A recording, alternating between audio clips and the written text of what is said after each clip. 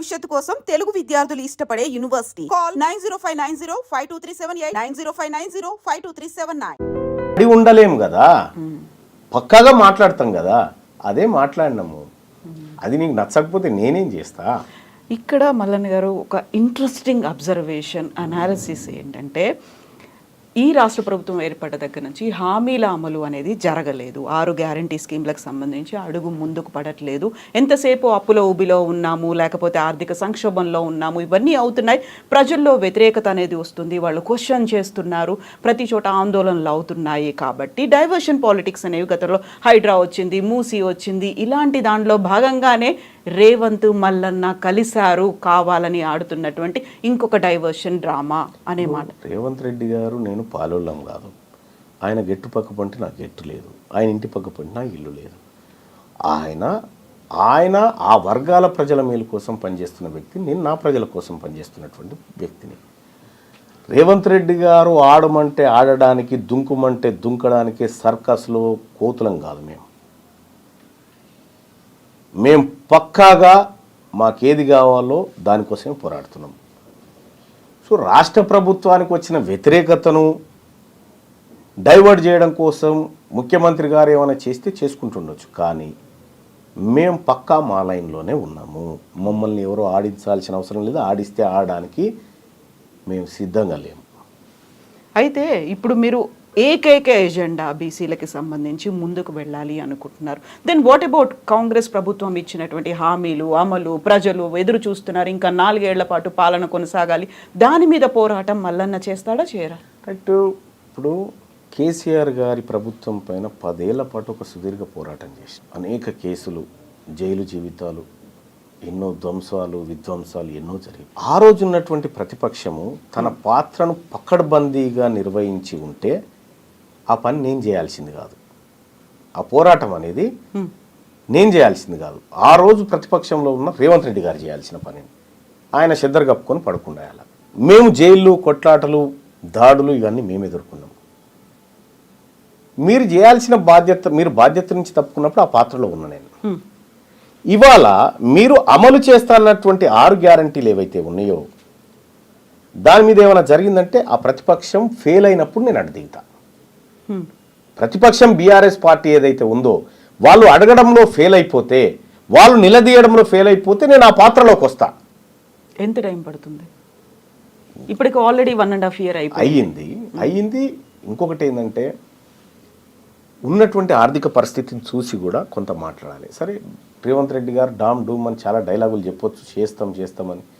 ఆఖరికి మొన్న India today కాంక్లేవ్లో కూడా చెప్పేసిండు, నేను డబ్బులునే అనుకున్నా లేవు, 6 గ్యారంటీలు కష్టం అనేటువంటి మాట ఆయన చెప్పిండు.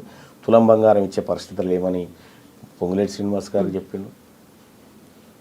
ఇట్లా వీళ్ళన్నీ చెప్తా ఉన్నారు. అంటే కొంచెం అంటే చేతులు పూర్తిగా పైకి ఎత్తకుండా కొంచెం ఎత్తుకుంటూ వస్తూ ఉన్నారు.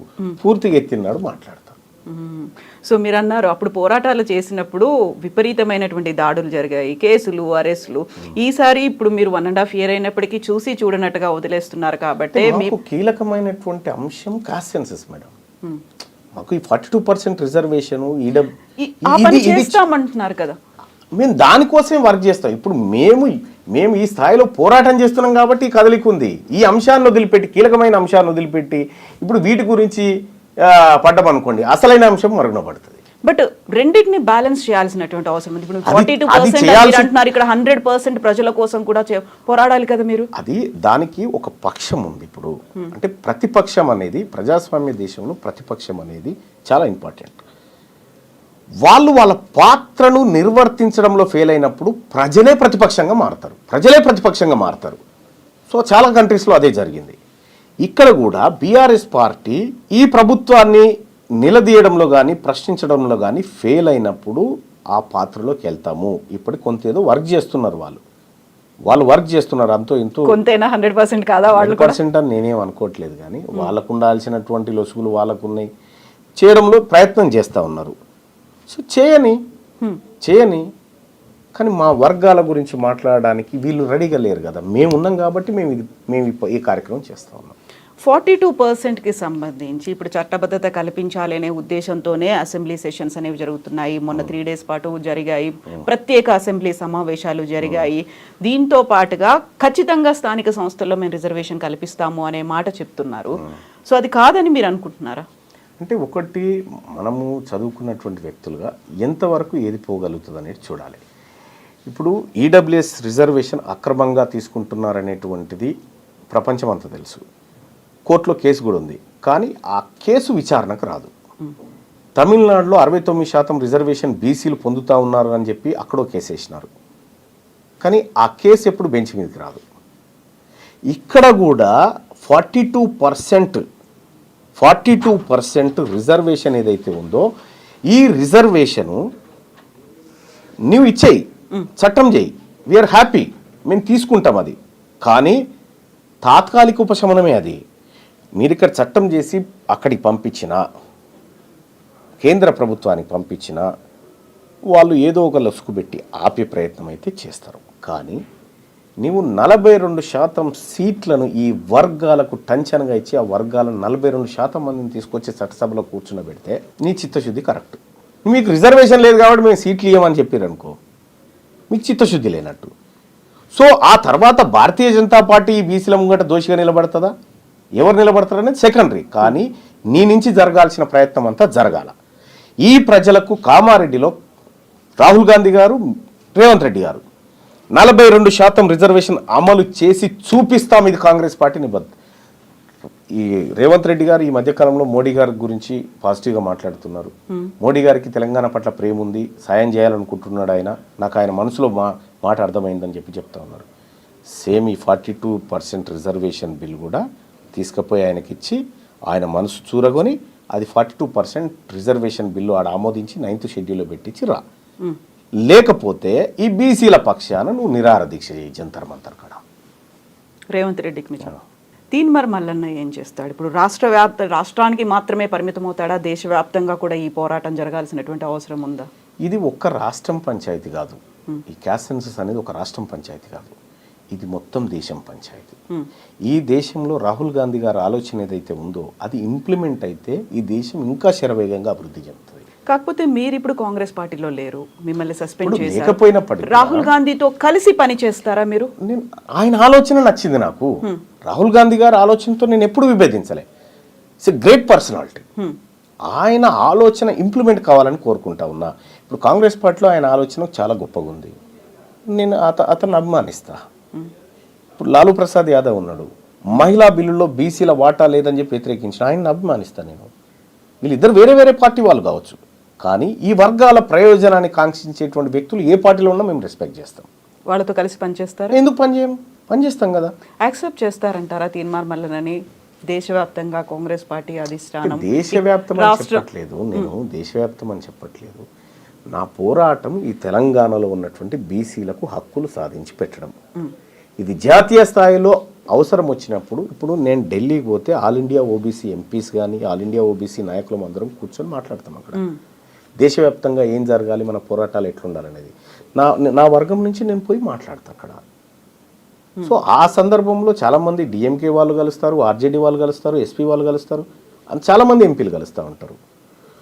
సో అక్కడ దేశవ్యాప్తంగా జరగాల్సినటువంటి అంశాల గురించి చర్చిస్తాం. కానీ అల్టిమేట్గా నేను ప్రారంభించినటువంటి ఈ పోరాటం ఏదైతే ఉందో ఇక్కడ ఈ వర్గాలకు మంచి చేయడం కోసం అక్కడ దేశవ్యాప్తంగా జరిగేటువంటి అంశాలను కూడా సరిచూసుకొని ముందుకు పోతాం. ఇక్కడ ఎవరెవరిని మీరు కలుపుకొని పోతారు? ఎవరితో కలిసిపోతారు మీరు? ఇక్కడ బీసీల శ్రేయస్సు కోరేటువంటి ప్రతి ఒక్కరితో కలిసిపోతాం. బీసీల్లో ఉన్నటువంటి ప్రతి నాయకుడితో, బీసీలో ఉన్నటువంటి ప్రతి సంఘంతో, ప్రతి ప్రొఫెసర్తో, ప్రతి ఉద్యమకారుడితో, అందరితో కలిసి ఈ ఉద్యమంలో ముందుకు తీసుకుపోతాం. ఎవరెవరి దగ్గర నుంచి రెస్పాన్స్ ఎలా వచ్చింది? కుల సంఘాల నుంచి విపరీతమైన రెస్పాన్స్. ఎక్కడికి పోయినా ఈసారి నవర్ నెవర్ అనేటువంటి విధంగా ఇవాళ బీసీ ప్రజల్లో వచ్చినటువంటి చైతన్యం అంతా ఇంత కాదు, చాలా విపరీతమైన చైతన్యం వచ్చింది. ఆ చైతన్యం మరో మలిదశ బీసీ ఉద్యమంగా మారబోతుంది. బీసీలు రాజ్యాధికారాన్ని అందుకోబోతున్నారు. మిమ్మల్ని సస్పెండ్ చేసిన అదే రోజు విహెచ్ ఇంట్లో ఆ కులానికి సంబంధించినటువంటి లీడర్లందరూ సమావేశం అవుతే ఆ వివరాలు అధిష్టానానికి తెలిసిన తర్వాత ఆయన్ని అడిగిన పరిస్థితి ఉంది. ఎంతమంది ఇలా పార్టీలకు అతీతంగా మీతో కలిసి వస్తారని మీరు అనుకుంటున్నారు? పార్టీలు అనేటి 2028 వరకు మీరు చూడండి, పార్టీల పెత్తనం తగ్గి ప్రజల పెత్తనం పెరుగుతుంది. ఈ పార్టీలైనా ఏడికి పోవాలి? బీఫామ్ తీసుకొని మళ్ళీ ప్రజల దగ్గరికి కదా రావాల్సింది. వీళ్ళందరూ కోరిక వేరే విధంగా ఉంటే నువ్వు బీఫామ్ తెచ్చుకొని ఏం చేస్తావు? అంత అక్కడ అవుతారా అందరూ? 100% అవుతారండి. ఆ డౌట్ బీసీలకు లేదా? ఆ డౌట్ ఏకమవుతున్నామనేటువంటి ఆనందం బీసీలలో ఉంది. ఏకమవుతున్నామనేటువంటి ఆనందం బీసీలలో ఉంటే కొంతమందికి సహజంగా వీళ్ళు ఏకమవు నచ్చినటువంటి వాళ్ళు ఏకమవుతారా, ఈ కలుస్తారా, వీళ్ళకి పంచాయతీ ఉందనేటువంటి వాళ్ళు సహజంగానే చేస్తారు. నేనుగా చేసుకుంటూ వచ్చింది అది. ఇవాళ బీసీలమంతా ఏకమైనం కాబట్టే ఎమ్మెల్సీ ఎన్నికల్లో 25% మంది బీసీలను మా ఉద్యమం వైపు తిప్పి 5,200 ఓట్లు 24,000 సంపాదించగలిగినాం. బీసీలమంతా ఒక్కటైనం కాబట్టే ఇవాళ 60,000 ఓట్లను అక్కడ కరీంనగర్ పట్టభద్రుల ఎమ్మెల్సీ ఎన్నికల్లో సాధించగలిగినాం. ఇలా బీసీల నుంచి ఆకాంక్ష వచ్చింది కాబట్టే 5 ఎమ్మెల్సీ స్థానాల్లో 3 అనివార్యంగా బీసీలకు ఇవ్వాల్సినటువంటి పరిస్థితి క్రియేట్ చేయగలిగినాం. మీరు చెప్పినటువంటి ఆ 3 ఏళ్ల కాలం సరిపోతుందంటారా? సరిపోతుందండి, సరిపోతుంది. ఒకప్పుడు మనకు ఢిల్లీ ఎర్రకోట మీద జెండా ఎగిరేస్తే 3 రోజులకు మనకు ఇక్కడికి అది మెయిల్ ద్వారా వచ్చి ఆ ఫోటో పత్రికల్లో ముద్రించి 3 రోజులు పట్టేది. ఇవాళ వాట్సాప్, ఇవాళ సోషల్ మీడియా, ఇవాళ అవేర్నెస్ చేసుకోవడానికి అరక్షణంలో ఈ తెలంగాణ రాష్ట్రంతో కనెక్ట్ కావచ్చు. అటువంటి టెక్నాలజీ ఉన్నటువంటి ఈ రోజుల్లో ఖచ్చితంగా 3 ఏళ్ళు కూడా ఎక్కువే. ఇప్పుడు ఇంతమంది సీనియర్ లీడర్లు ఉన్నారు బీసీలకు సంబంధించి, కుల సంఘాల నేతలు ఉన్నారు, ఇంతమంది. తీన్మార్ మల్లన్న ఒక యువకుడు, వాళ్ళందరికంటే చిన్నవాడు, రాజకీయాల్లోకి కొత్తగా వచ్చిన వాడు అనుకోవచ్చు. సో సపోర్ట్ చేస్తారా, కలిసి వస్తారా మీతో? ఇప్పుడు బిర్సా ముండా అని ఒక ఆదివాసీ యుద్ధ వీరుడు ఉన్నాడు. 21 ఏళ్ళకే అతన్ని చంపేశారు. కానీ వాళ్ళ బిర్సా ముండా చనిపోయి కొన్ని దశాబ్దాలు అవుతా ఉంది. ఆ యోధుడి పోరాటాన్ని స్మరించుకుంటూ ఆ జాతులన్నీ నివాళులర్పించి ఇవాళ భారతదేశమే, భారత ప్రభుత్వమే ఆయన గుర్తింపునిచ్చి కార్యక్రమం చేస్తూ ఉంది. ఏజ్ ఏంది నాకు అర్థం కాదు. నువ్వు మంచి చేయడానికి ఏజ్ కాదు కావాల్సింది, మంచి చేయడానికి సంకల్పం కావాలి, మంచి చేయడానికి నీకు ఆలోచన కావాలా. ఏజ్తో సంబంధం లేదండి. వాళ్ళ దీవెనలన్నీ ఉన్నాయా మీకు? 100%. వాళ్ళంతా మా పెద్దవాళ్ళు. మా జాతుల కోసం వివిధ స్థాయిలో పోరాటం చేసినటువంటి బీసీ నాయకత్వం అంతా ఉంది. వాళ్ళందరి ఆశీస్సులు ఉన్నాయి. వాళ్ళందరి ప్రేమ అభిమానాల వల్లనే వాళ్ళ ఆలోచన మేరకే ముందుకు పోతా ఉన్నాం మేమంతా. కాకపోతే ఇప్పటిదాకా ఈ బీసీ కుల సంఘ నేతలు కావచ్చు, నాయకులు కావచ్చు, అక్కడక్కడ కనిపిస్తున్నారు. డిఫరెంట్ పార్టీలో ఉన్నారు, లేకుంటే విడిగా ఉన్నారు, పోరాటాలు చేస్తున్నారు. ఐక్యంగా పోరాటం అంటే ఇప్పుడు బీసీ శంకరావమో ఎక్కడో మన పరేడ్ గ్రౌండ్స్లోనో, నాంపల్లి ఎగ్జిబిషన్ గ్రౌండ్స్లోనో ఎక్కడో మాత్రం జరిగేది తప్ప ఒక ఏకంగా అయ్యి ఉద్యమంగా ఒక పోరాట రూపంగా ముందుకెళ్ళింది ఇప్పటిదాకా కనిపించలేదు కదా అంత తీవ్ర స్థాయిలో. ఇప్పుడు కనిపిస్తుంది కదా. ఇప్పుడు గ్రామీణ స్థాయిలో ఒక నలుగురు కూర్చొని ఒక చర్చ పెట్టుకుంటున్నారంటే బీసీల గురించి మాట్లాడుకుంటా ఉన్నారు. ఏమీ లేదండి. ఉద్యమం అంటే ఎక్కువ మంది ప్రజలు ఒక అంశం పైన ఎక్కువ చోట్ల మాట్లాడుకోవడమే ఉద్యమం. ఈ ఉద్యమానికి నేను ఇస్తున్నటువంటి నిర్వచనం ఇది. ఒకే అంశం పైన ఎక్కువ మంది ప్రజలు ఎక్కువ చోట్ల మాట్లాడుకోవడమే ఉద్యమము. అది జరుగుతుంది ఇవాళ, అది జరుగుతుంది. అది గుర్తించినాయి కాబట్టే ఇలా బీఆర్ఎస్ పార్టీ బీసీ ఆయనకి ఎమ్మెల్సీ ఇవ్వాల్సి వచ్చింది, కాంగ్రెస్ పార్టీ బీసీ ఆయనకి ఎమ్మెల్సీ బీసీ మహిళకి ఇవ్వాల్సి వచ్చింది, అటు సిపిఐ పార్టీ బీసీ ఆమెకి ఇవ్వాల్సిన బీసీ క్యాండిడేట్కి ఇవ్వాల్సి వచ్చింది, ఇటు బీజేపీ పార్టీ మల్క కుమరే బీసీకి బీఫామ్ ఇవ్వాల్సి వచ్చింది. ఇదంతా జరుగుతుంది కాబట్టే ఇస్తూ ఉన్నారు. ఇది జరగకపోతే వాళ్ళు ఎందుకు ఇస్తూ ఉండే? సో ఇప్పుడు ఈ ఉద్యమాన్ని తీసుకొచ్చి ఒక అడుగు ముందుకు పడింది అనుకున్నప్పుడు కాంగ్రెస్ పార్టీ ఇచ్చినటువంటి లేటెస్ట్గా ఎమ్మెల్సీ అభ్యర్థుల ప్రకటన ఎట్లా అనిపిస్తుంది? స్వాగతిస్తున్నాం. పొరపాట్లు సరిదిద్దుకుంటున్నారు, స్వాగతిస్తున్నాం. ఒక్క నల్గొండకు సంబంధించి 5 ఎమ్మెల్సీలు అనౌన్స్ చేస్తే 4 నల్గొండ వాళ్లే ఉన్నారు. మీది నల్గొండే? మాది నల్గొండే. కానీ ఇదే ఉమ్మడి నల్గొండ జిల్లాలో 12 ఎమ్మెల్యే స్థానాలుంటే 12లలో 8 మంది రెడ్లు తీసుకున్నారు. మరి మీ యాంకర్స్ అందరు అడగాలి కదా, ఒక్క నల్గొండ నుంచి 8 మంది రెడ్లు ఎమ్మెల్యేలు ఉంటారా అని వాళ్ళని అడిగినప్పుడు బాగుంటుండే. ఇవాళ ఈ నల్గొండ జిల్లా బిడ్డలకు, పోరాటం చేసినటువంటి బిడ్డలకు కొంత అవకాశాలు దొరుకుతున్నప్పుడు కొద్దిగా స్వాగతించాలి అందరూ కూడా. సో గతంలో ఇలాంటి పోరాటాలు నల్గొండకి సంబంధించి అద్దంకి దయాకర్ కూడా చేసిండ్రు. ఆ తర్వాత చాలా కాలం ఆయన ఎదురు చూసిండు. ప్రతిసారి నిరాశే, ఆయన ఒక్కోసారి ఏడ్చినటువంటి సంఘటనలు కూడా ఉన్నాయి. ఇప్పుడు అల్టిమేట్గా ఆయనకు అభ్యర్థిగా అనౌన్స్ చేసింది. హ్యాపీ ఫీల్ అవుతున్నారా? సాటిస్ఫైడ్? సంతోషం తోటి ఉద్యమకారుడు, పేదవాళ్ళ మంచి కోరుకునేటువంటి బిడ్డ అద్దంకి దయాకర్, ఆయనకి ఇవ్వడం మంచిది. ఇంకో డిమాండ్ కూడా ఐటమ్స్ చేస్తూ ఉన్నా, మా బిడ్డ, మా వర్గాల బిడ్డ విజయశాంతికి ఎమ్మెల్సీయే కాదు మంత్రివర్గంలో తీసుకొని హోమ్ మినిస్టర్ ఇస్తే కూడా మాకు మంచిది. అయితే ఆమె ఇంతకాలం ఎక్కడుంది? అసలు కనిపించలేదు. ఆమెకి సడన్ గా పాపప్ అయ్యారు, పేరు వచ్చింది, ఆయన క్యాండిడేట్ గా అనౌన్స్ చేశారు అనేటువంటి వాదన కాంగ్రెస్ లోనే వినిపిస్తోంది. ఒక విషయం చెప్తా ఉన్నా, విజయశాంతి గారు కనిపించకుండా పోయారు. ఆమె పోరాటం చేసినప్పుడు ఎక్కడున్నారండి? ఆమె తల్లి తెలంగాణ పార్టీ పెట్టి తెలంగాణ కోసం ఉద్యమాన్ని నిర్మించాలనుకుంది. ఆ తర్వాత తన పార్టీ పోయినా పర్వాలేదు, రాష్ట్రం వస్తే చాలని చెప్పి ఆ పార్టీని తీసుకుపోయి టీఆర్ఎస్ పార్టీలో విలీనం చేసి ఎంపీగా గెలిచి పార్లమెంట్లో మహిళా సింహం లెక్క నిలబడి బిల్లు పాస్ చేయించినటువంటి బిడ్డ విజయశాంతి. అవన్నీ గుర్తుకు రావా? ఆమె ఏం చేసిందంటే ముఖ్యమంత్రి కావడానికి అర్హత ఉన్నటువంటి బిడ్డ ఆమె. తెలంగాణ రాష్ట్రానికి ముఖ్యమంత్రి కావడానికి అర్హతలున్న బిడ్డ విజయశాంతి. అయితే ఇంతకాలం ఎందుకు కనిపించలేదు? అంటీ ముట్టన్నట్టుగా ఉన్నారు పార్టీ వ్యవహారాలు, లేకపోతే అస్త్ర సన్యాసం చేశారేమో అనేటువంటి ఒక డౌట్ కూడా వచ్చింది. నెవర్. ఆమె త్యాగం చేసింది. మెదక్ ఎంపీ సీటును అడిగింది. అధిష్టానం ఆమెను ఒప్పించి ఆమెను క్యాంపెయినింగ్కు దింపి ఆమె సేవలను అధిష్టానం తీసుకుంది. ఆ సమయంలో మీకు ఎమ్మెల్సీ ఇస్తాం అని చెప్పి ఆమె చెప్పడంతో ఆమె క్యాంపెయినింగ్ చేసి ఆమె ప్రయత్నం ఆమె చేసి ఇవాళ ఎమ్మెల్సీ తీసుకుంటుంది. ఎమ్మెల్సీ మాత్రమే కాదు, మేము మా జాతుల బిడ్డ కాబట్టి చెప్తా ఉన్నాం, ముఖ్యమంత్రి పదవికి అర్హురాలు. మినిమం మంత్రి పదవి అన్న ఇప్పుడు ఆమెకి ఇవ్వాలి. సో ఎందుకని చేయలేకపోయారని మీరు అనుకుంటున్నారు? ఏమని?